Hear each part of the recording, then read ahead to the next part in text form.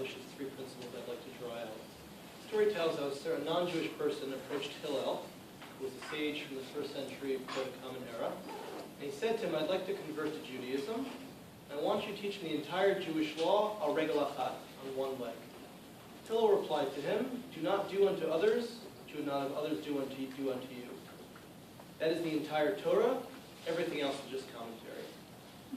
So for me, this story has 3 basic points when it comes to Jewish tolerance and how Judaism does make the world a better place. First, the acceptance of converts. Judaism has always accepted converts from all nations and ethnicities. Nowadays you find Jews of all nationalities and race all around the world. There are no restrictions on who Jews accept. All that is asked, the person believes in God, and they accept Jewish law and Jewish beliefs.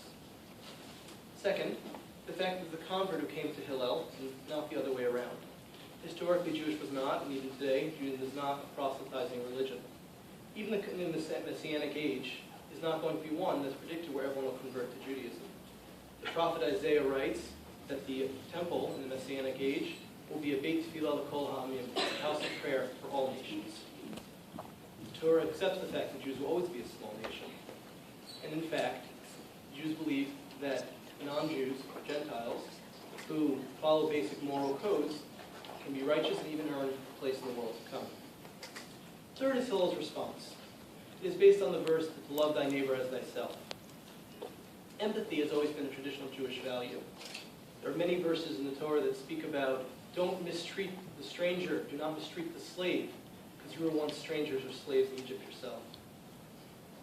This may be why many Jews were active in the civil rights movement. A disproportionate amount of Jews were active in the civil rights movement in this country.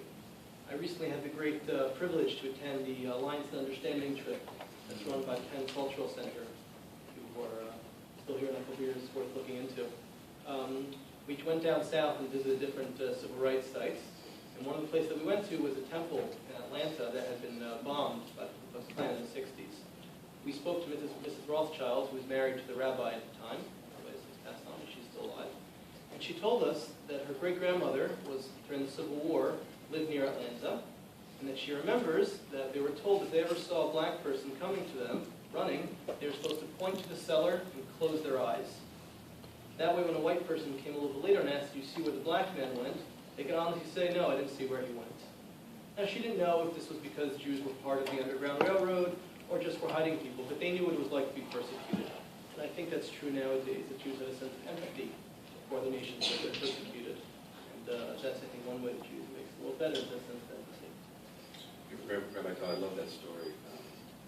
And anyone who hasn't looked at Alliance of Understanding, it's a fantastic way to spend your spring break, particularly underclassmen. It's not just for Black and Jewish students. It's a wonderful experience to go down to various states in the South. I highly recommend it. Connected to the Greenfield Intercultural Center. Blacks and Jews in this country have a unique, powerful, and painful, and beautiful at times, history. My own experience, I grew up in Baltimore and was raised by my sister, and I was sort of a handful, and in my teen years, a few people heard the story before, so they sent me away to summer camp. And the camp I was sent to was an all-Jewish camp in Maine.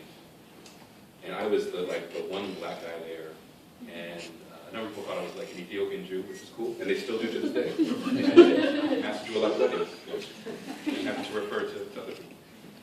I'll never forget, though, the grace and generosity that people showed me in welcoming the stranger. For 10 years, I was welcomed with open arms. I sang the Shema for 10 years up there and learned to read Hebrew, and people were so good to me. On the other hand, my dad, back in Baltimore before he passed, had terrible experiences with some of our Jewish neighbors down there too. Where do you think that sort of tension comes from? That you have amazing stories like the one you heard in the South, or my experience, but then you have other stories of people not wanting to hire folks, or other images that are portrayed in various movies and TV. Where's that tension come from? I think a lot of it is rooted in historical back in this country. Sometimes I heard from Dr. Beth Wenger, who's a professor here, and we've taken her.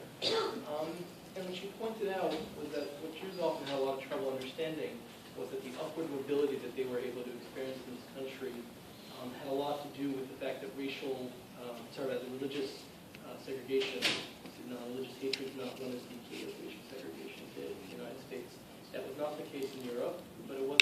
United States, I think a lot of them had trouble understanding why, for all, for all their efforts, they felt they weren't being successful. And I think that caused a certain frustration when it came to the difference between the poor and the wealthy.